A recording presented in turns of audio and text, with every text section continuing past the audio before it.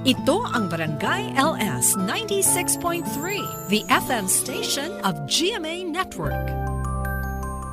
Radyo Nobela. Radyo Nobela.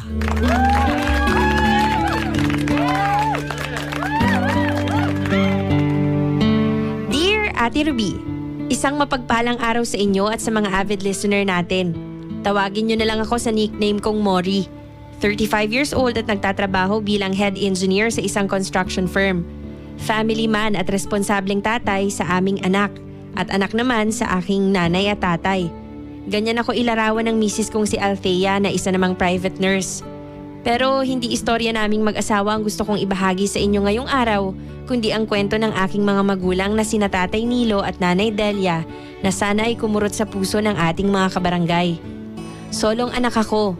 32 years old na noon ang nanay ko nang ipanganak ako. Palibasa, hirap kasi silang magka-baby ni tatay. Madalas nila noon sa aking ikwento na linggo-linggo silang dumarayo ni nanay sa simbahan para lang mamanata. At tuwing sumasapit naman ang Mayo o kapistahan sa Ubando, lumuluwas pa sila ni tatay para makibahagi sa pamosong Ubando fertility rites. Kaya nga gano'n na lang ang pagpapasalamat nila sa Diyos nang dinggin nito ang kanilang kahilingan at ipagkaloob ako sa kanila.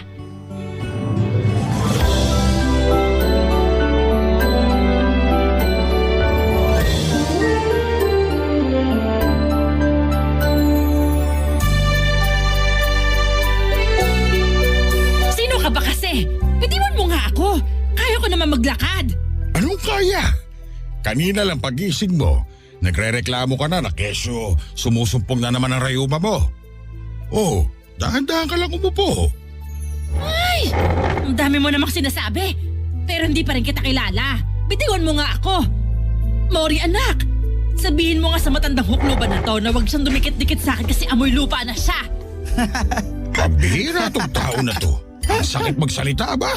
Totoo naman ang sinasabi ko ah. Amoy lupa ka na. Kailan ka pa ba huling naligo? Tapos ang lakas pa ng loob mong tumabi sa akin. Sige ka, isusumbong kita sa asawa ko si Nilo. Nay, siya po si tatay. Ano ka ma? Siya po ang asawa niyo. Ang tatay Nilo ko. Ah, ganun ba? Ay nako, nag-uulyanin na naman ang mahal ko. Tumahimik ka nga dyan Nilo. Hindi ko naman sinasadya tsaka akala ko kasi kung sino ka. Pagpasensyahan mo na ako. Medyo tumatanda na talaga ako eh. Ikaw naman, sanay na ako sa'yo. Saka kahit matanda ka na at makakalimutin, ikaw pa rin ang Delia na mahal ko. Payakap nga. Ayoko, dun ka nga. Kaya talaga mag-ama. Palagi niyo akong pinagtutulungang asarin. Naku, pag-uuntugin ko na talaga kayo eh. Kalma lang po kayo, Nay. Parang di pa kayo nasanay sa pagiging malambing at palabiro nitong si tatay.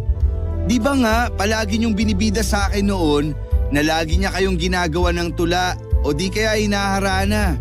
Kaya kayo lalong na-inlove sa kanya, di ba? Sinabi ko ba talaga yon? Parang wala akong natatandaan, anak. Huling-huli ko kasi ang kiliti mo, mahal. Kaya hindi mo ako makukuha sa ganyan. Alam ko naman na patay ka sa akin noon pa man, kahit hindi mo sabihin. Siguro nga, pero ngayon parang gusto na talaga kitang patayin. Mori anak, nag-abala ka pa talaga magluto ng almusal. Baka naman, mahuli ka na sa trabaho mo, di kaya? Nay, ayos lang po yun.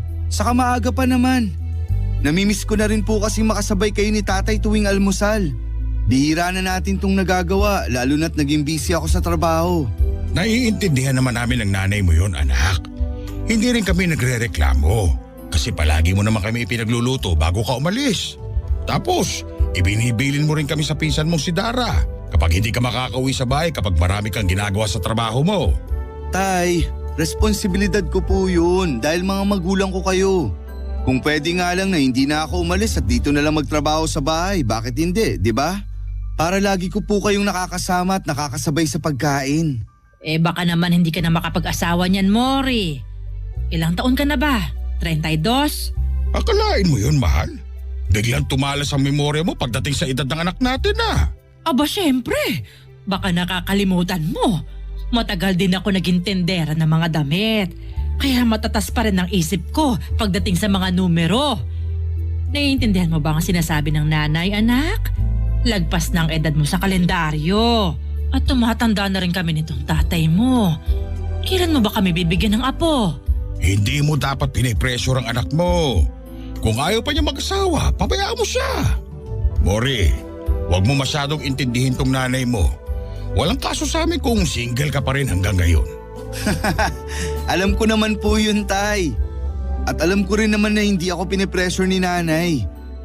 Ang totoo po niyan, nasa isip ko na rin naman ang pag-aasawa. Alam ko na rin naman po na handa na akong bumuo ng sarili kong pamilya.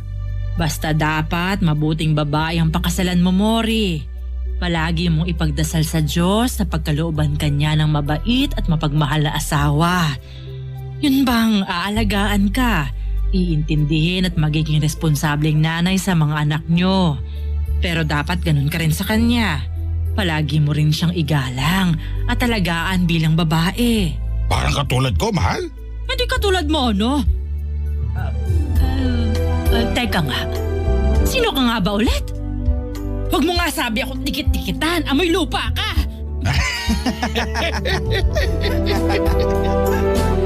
Sales lady sa isang ukay-ukay shop sa bayan ng nanay ko nung araw. At gumagawa naman ng woodcrafts ang tatay ko mula sa maliit na negosyong ipinamana sa kanya ng mga magulang niya nung binata pa lang siya. Hindi kami mayaman pero malaking bagay at tulong sa kabuhayan namin ang pagiging masipag at matyaga ng mga magulang ko sa mga trabaho nila. Pero sa kabila ng lahat, hindi pa rin nila ako noon napabayaan. At sa abot ng makakaya nila, itinaguyod nila ako at ang pag-aaral ko. Nung mag-high school ako, nalugi at tuluyang nagsara ang maliit na negosyo ni tatay. Dahilan para lalo silang magkayod kalabaw ni nanay sa pagtatrabaho para matustusan ang tuition fee ko sa college. Si tatay naman naging panadero sa isang bakery shop. Kaya nga para makatulong din sa kanila, pinilit kong makakuha ng scholarship sa lugar namin para makabawas sa gastusin sa pag-aaral ko. Matanda na at madalas na ring magkasakit ang mga magulang ko nung graduate ako sa kolehiyo. Kaya nagdesisyon ako nung magtrabaho na ng 1 taon bago ako nag-take ng licensure exam. At na makapasa nga ako, nagtuloy-tuloy naman ang magandang kapalaran ko sa karera ko.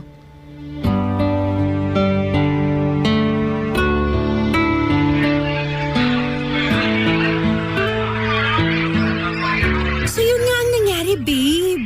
Nag-propose yung jowa ni Sandra doon sa Palawan during their vacation. Grabe, sobrang romantic daw nung guy. Babe, are you with me? Ha? Sabi ko kung nakikinig ka pa ba sa kwento ko. Pambihira naman, Mori. Kanina pa ako daldal ng daldal dito. Nakikinig ako, babe. Hindi mo kailangan sumigaw. Baka isipin ng mga tao rito nag-aaway tayo. Ay naku, nakikinig daw pero hawak mo yung cellphone mo. Tsaka teka nga, sino ba yung ka-chat mo at mukhang aliw na aliw ka pa? Akin na nga yung ba't mo phone mo. kinuha? Wait, parents mo to, di ba? Oo, parents ko nga, babe. Pero bakit sila nagsisend sa'yo ng ganyang picture? Tignan mo nga, nakawaki pa sila. Ano ba naman yan? Hindi ba nakakatuwa? Nag-aaral kasing gumamit ng phone si tatay. Para naman daw natatawagan niya ako kapag namimiss nila ako ni nanay. Mabuti na lang matyaga ang pinsan kong si Dara na turuan sila. Ay naku, ang kukorny ninyo. Kung parents ko yan, baka mainis lang ako. Hindi ba sila aware na nakakaistorbo sila sa date natin? Mori naman! 5 araw na yung huling beses na lumabas tayo kasi pareho tayong busy tapos makikihati pa sila sa oras ko sa'yo. Dapat nga sa akin ka lang nakafocus. Ay, Isabel, hindi mo ako kailangang awayin. Saka ano bang masama sa ginawa ko? Ikaw pa rin naman ang priority ko. Hindi mo kailangang makihati sa oras ko lalo pat magkasama tayo ngayon. Sus, hindi raw. Alam mo, simula na maging tayo, wala ka ng ibang bukang bibig kundi yung tatay at nanay mo. Kesyo ganito sila kabait, kaya mahal na mahal mo sila at kung ano-ano pang kababawan. Grabe, may mga magulang din naman ako pero hindi naman kami ganyan kaklingi sa isa't isa, no? Masyado na kasi kayong OA. Please babe, wag na nating palaki ng nangyayari. Pwede? I'm sorry kung may nagawa akong di mo nagustuhan. Pero wag mo naman sanang pagsalitaan ng ganyan ng mga magulang ko. Matatanda na sila. Naiintindihan ko kung hindi pareho ng turingan namin ng parents ko ang sa inyo ng mga magulang mo. Pero hindi pa rin ibig sabihin nun may mali sa pagiging close ko sa kanila. Kahit ano pang sabihin mo, nakakairita pa rin yung pagiging mamas boy at papas boy mo. Alam mo, mabuti pa umalis ka na nga lang. Umuwi ka dun sa nanay at tatay mo. Sa kanila ka nalang makipagkape. Ano ka mo? Isabel, wag mo naman akong kausapin ng ganyan. Kung ganyan lang naman na hindi ka sa akin nakafocus, mabuti pang umuwi ka na sa inyo para makapag-bonding na kayo ng parents mo. For sure, miss na nilang uniko iho nila. Kaya ano pang hinihintay mo? Go! I don't care. Babe, parang hindi naman yata makatwiran to. Kilala mo ako, Mori. Alam mo na seryoso akong tao kaya gusto ko rin na siniseryoso ko. Kaya kung wala ka pa rin sa wisyo ngayon, sana sinabi mo ng maaga para hindi na lang tayo nagkita. Buwisit ka. Hindi ka ba talaga aalis? Isabel, please. Huwag mo naman gawin sa akin to. Kung ayaw mo, ako na lang ang aalis.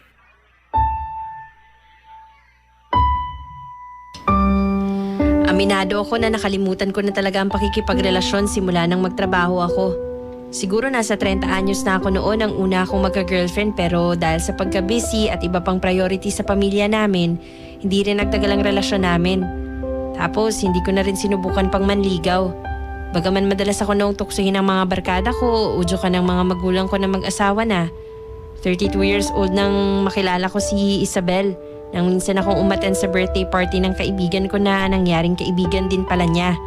Approachable siya, magaan kausap at magaling din makisama. Bukod doon, maganda rin siya at matalino. Sa katunayan, supervisor siya sa isang private company na pinagtatrabahuhan niya. Nagkapalagayang loob din naman kami kaagad at hindi nga nagtagal, sinimulan ko na siyang ligawan. Maswerte naman ako dahil pagkaraan ng 2 buwan na panliligaw, ipinagkaloob sa akin ni Isabel ang matamis niyang oo. Noong mga panahong yon, sinabi ko sa sarili ko na anumang sandali pwede na akong magsettle at bumuo ng sarili kong pamilya. Pero ipinangako ko rin noon kina nanay at tatay na kapag nangyari yon, hindi ko sila iiwanan o aabandonahin basta-basta. Kaya nga kahit hindi pa nagtatagal simula nung maging kami ni Isabel, palagi ko na sa kanyang nababanggit ang tungkol kina nanay at tatay, maging ang mga plano ko sakaling magpakasal kami. Noong una, wala namang kaso sa kanya nung sinabi ko yun dahil alam naman niya kung gaano ko kamahal ang mga magulang ko. Pero siguro mali ako nung inassume ko kaagad na porque wala siyang sinasabi ay sang-ayon na siya rito. Noong una, hindi ko pa yun nahahalata. Hanggang sa dumating na nga yung araw na isinama ko na si Isabel sa bahay namin para personal niyang makilala sina nanay at tatay.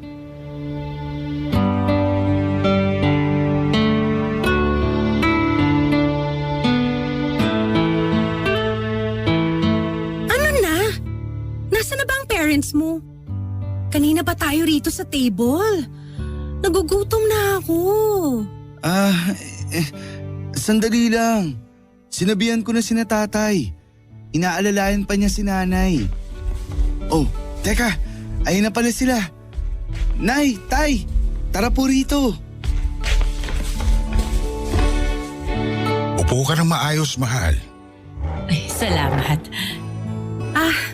Magandang gabi po. Aba, sino itong magandang babae na kasama mo, Mori?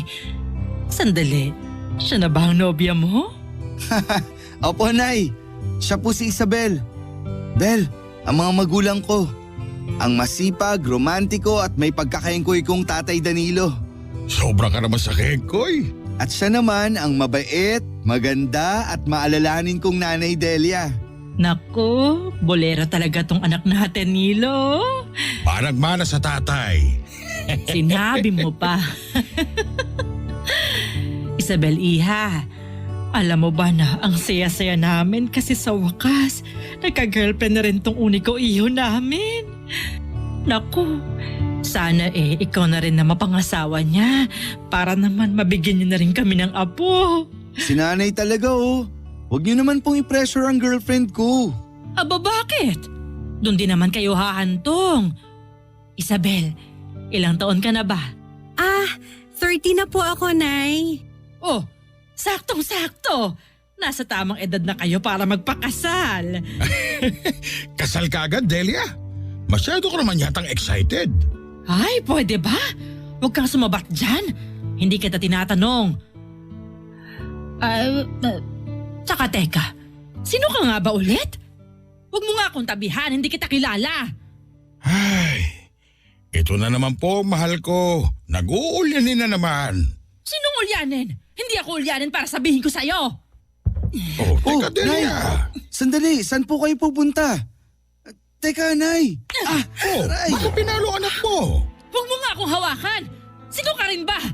Bigla-bigla na lang kayo lumalapit sa akin itong matandang to. Samantalang hindi ko naman kayo kilala. Mahal, huminahon ka lang. Kami ito ng anak mong si Mori. Ako si Nilo, ang asawa mo. Asawa? Anak? Wala akong natatandaan na meron akong asawa at anak. Kaya pwede ba? Aalis na ako!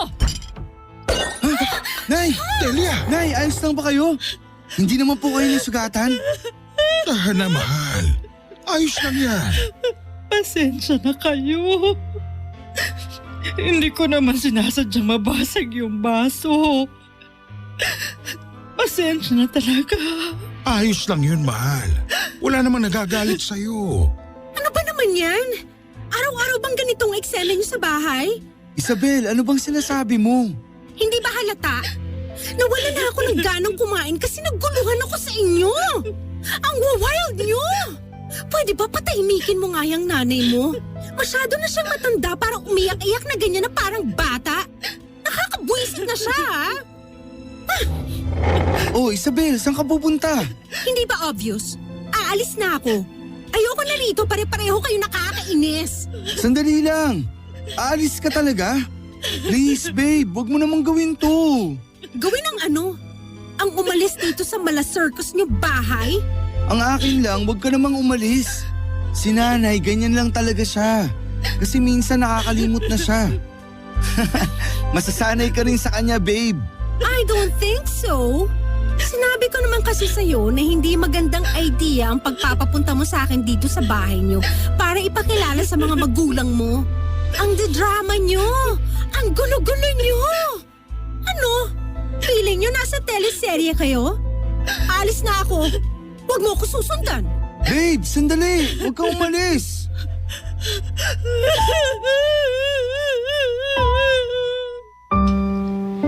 Pinilit kong magpakalohikal noong mga panahong yon dahil parehong importante ang mga magulang ko at si Isabel sa akin. Hindi ako pwedeng basta mamili ng kakampihan. Sa halip, dapat pare-pareho naming upuan at pag-usapan ang nangyari. Kaya lang dahil sa naging asal ni Isabel, aaminin ko na nadismaya ako sa kanya lalo na nga nung mag-walkout siya. Sinubukan ko siyang habulin para ipaintindi sa kanya na kung sakali mang may mga bagay siyang hindi nagustuhan sa mga magulang ko, pagpasensyahan na niya dahil nga matatanda na ang mga ito lalo na si nanay. Pero imbis na pakinggan, walang pagdadalawang isip na nagpara ng taxi si Isabel at iniwanan ako. Wala na rin naman ako noong nagawa kundi pagmasdan na lang ang pag-alis niya. At nang subukan ko naman siyang tawagan, nakapatay ang cellphone niya. Malungkot akong bumalik noon sa bahay namin. Pero lalo lang nadurog ang puso ko nang maabutan kong mangiyak-ngiyak pa rin si nanay dahil sa nangyari.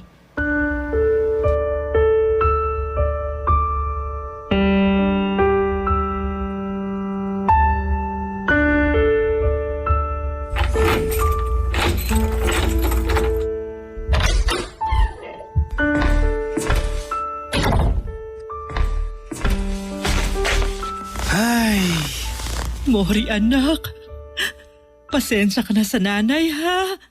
Nay, wala po kayong kasalanan. Kanina ko pa nga sa kanya sinasabi yan, anak. Pero hindi naman nakikinig sa akin ng nanay mo. Sige nga, ikaw kumausap sa kanya. Baka sakaling makumbinsi mo siya.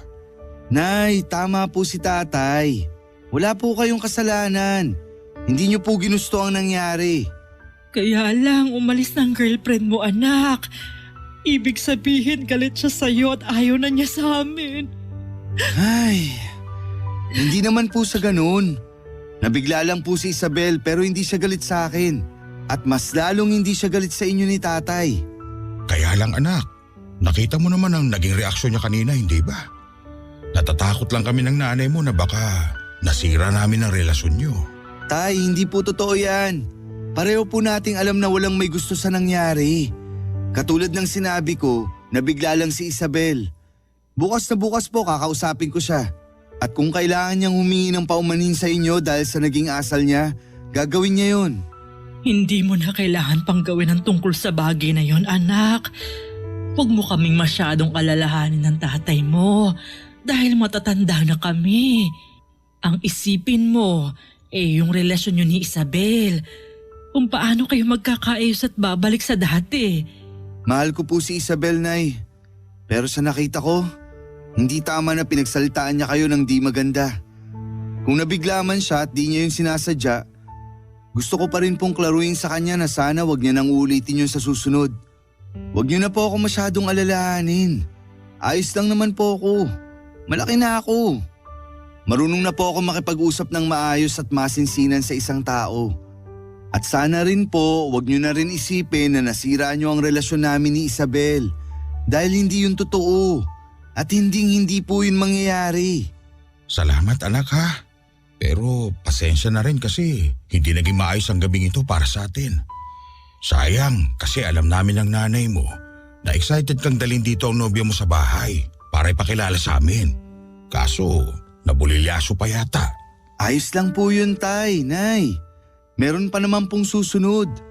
Sigurado naman po ako na hindi ito ang una at huling punta ni Isabel dito sa bahay. Kaya wag na po kayong mag-alala. Hindi ko pa rin mapigilang wag mahiya, anak. Kasi gumawa pa talaga ako ng eksena kanina. Di na ako magtataka kung isipin ni Isabel na baliw ang nanay mo. Delia, hindi totoo yan. Nay, wag niyo pong sabihin yan. Totoo naman eh. Nakakainis naman kasi tong utak ko. Kung bakit nag-uulyanin na. Ayan tuloy. Dahil ko pa yung bata kong umasta. Di ba nakakahiya yun? Ay, Nay, wag na po kayong umiyak. Mahal, huminahon ka lang. Umiiyak ka na naman eh. Ano, gusto mo na ba magpahinga? Halika na, sasamahan na kita. Huwag ka nang umiyak. Tahan na. Isa sa pinaka hindi ko makakalimutang alaala nung bata pa ako ay yung palagi akong kinukwentohan ni nanay at tatay ng iba't ibang kwentong bayan bago ako matulog sa gabi. Sa katunayan, maraming beses ko nang narinig sa kanila ang kabuuan ng Ibong Adarna bago ko pa yung tuluyang napag-aralan nung high school. Kay tatay ko naman namana ang hilig ko sa pagbuo at pagdidisenyo ng mga bagay-bagay na naging inspirasyon ko para kumuha ng kursong engineering. Wala akong masyadong kaibigan dahil may pagka-introvert ako. Malimit pa ako nung tuksuhin ng mga kamag-aral ko dahil maliit na bata ako. Kapag nangyayari yon, nasa tabi ko kaagad ang mga magulang ko para patahanin ako at ipagtanggol sa makatwirang paraan. Kahit na wala ako nung kapatid, hindi ko naramdaman na malungkot at nag-iisa ako dahil sa walang maliw nilang pagkandili sa akin. Bagay na gusto ko namang ibalik at iparamdam sa kanila, lalo ngayong kapwa may edad na ang mga magulang ko. Sinabi ko naman sa inyo kung gaano na ako kahanda noong bumuo ng sariling pamilya. At kung si Isabel na nga ang babaeng ipinagkaloob sa akin ng may kapal, dapat kung wag na lang basta sukuan ang relasyon namin. Kaya nga matapos ko siya noong bigyan ng space, sinimulan ko na nga siyang suyuin hanggang sa tuluyan na rin naman kaming nagkaayos. Sinabi ko pa nga noon sa sarili ko na lalo ko siyang irerespeto bilang babae katulad ng pagrespeto ko sa mga magulang ko. Kaya lang hindi pa nga nagtatagal ng magkaayos kami, narinig ko sa mismong bibig ni Isabel ang mga mas pangit na salita na hindi ko akalain na magagawa niyang sabihin tungkol sa mga magulang ko.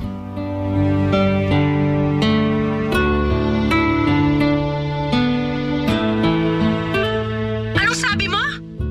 Teka, nakalimutan mo na bang date natin ngayon? Ay, babe, I know. I'm sorry kasi sabi ni tatay na walan daw ng balanse kanina si nanay. Kaya ayun, tumama ang balakang niya sa kanto ng upuan. Kaya nga tinawagan kita kaagad eh. Para sabihin na iurong na lang natin sa susunod na araw ang date natin. Ay nako! Puro ka na lang nanay at tatay. Wala ka na bang idadahilan kundi yung mga magulang mo? Tsaka nandun naman yung pinsan mong si Dara, di ba? Kaya hindi mo na kailangan mag-alala pa. Ano ba naman yan, Maury? Excited pa naman ako kanina tapos panira ka ng plano. Kahit nandun si Dara, kailangan pa rin nila ako. Ano bang gagawin mo doon? Ha? Patatahanin mo lang naman yung iyakin mong nanay. Ano bang hindi mo maintindihan sa mga sinabi ko, Isabel? Mahirap bang unawain na kailangan ako ng mga magulang ko ngayon? Baka nakakalimutan mo. Nanay at tatay ko ang pinag-uusapan natin dito.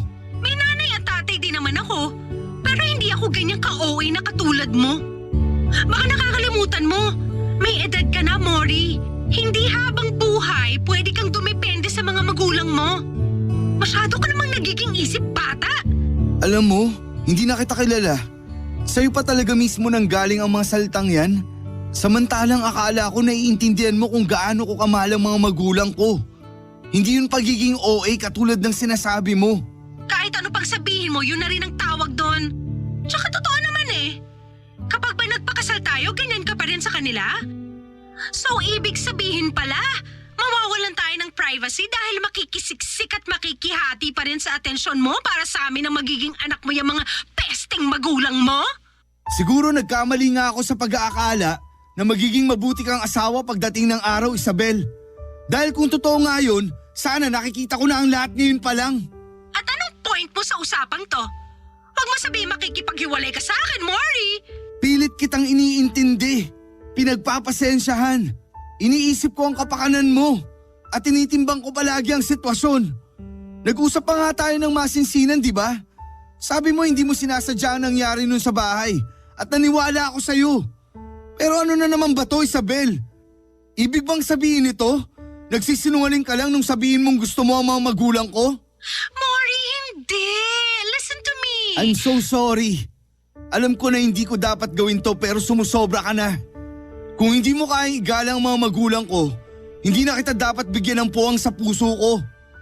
Pasensya ka na, Isabel. Pero nakikipaghiwalay na ako sa'yo. What? Mori, babe naman, sandali lang. Hindi naman natin kailangang humantong sa ganito eh. Sorry, okay? Nabigla lang ako. Nagtampo. Pero hindi na tayo mga bata. At dapat mas naiintindihan na natin ang sitwasyon. Siguro nga may pagkukulang ako. Hindi ako naging perpektong boyfriend para sa'yo. Pero ayoko naman maging masamang anak sa mga magulang ko. Katulad mo. I'm sorry, pero ayoko na. Kahit kailan, hindi madali ang makipaghiwalay. Lalo na kung napamahal na tayo sa tao.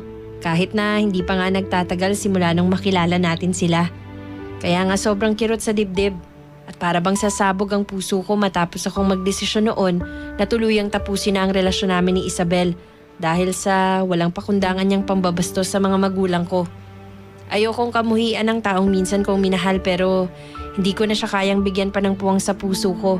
Lalo na kung hindi naman niya mabibigyan kahit nakatiting na respeto ang mga taong nagpalaki at kumalinga sa akin simula nung maliit pa lang ako.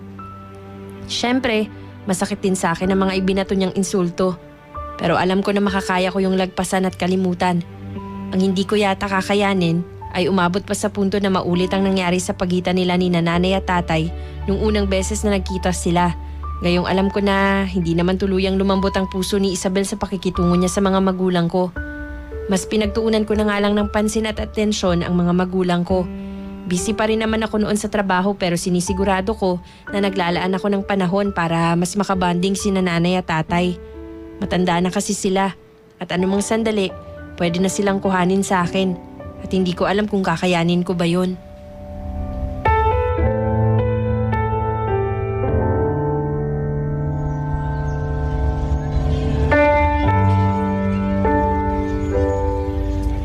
Nay, natatandaan niyo pa po ba tong park na to?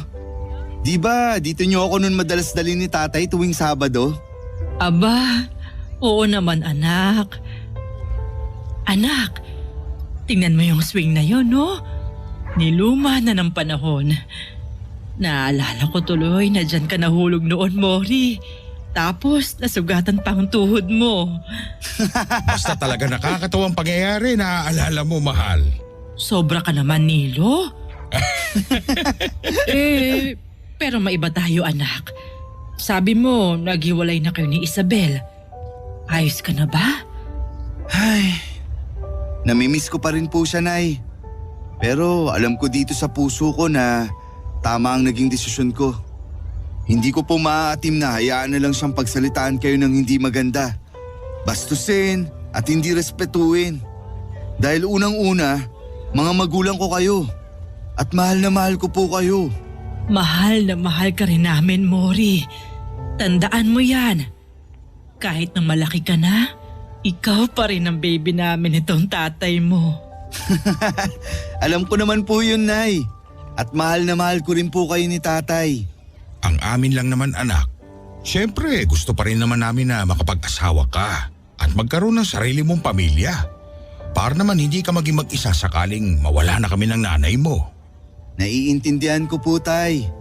Kaya nga po gabi-gabi rin ako nagdarasal sa Diyos na sana makatagpo ako ng isang mabuting asawa. Yun bang hindi lang ako ang mamahalin, pati rin kayo.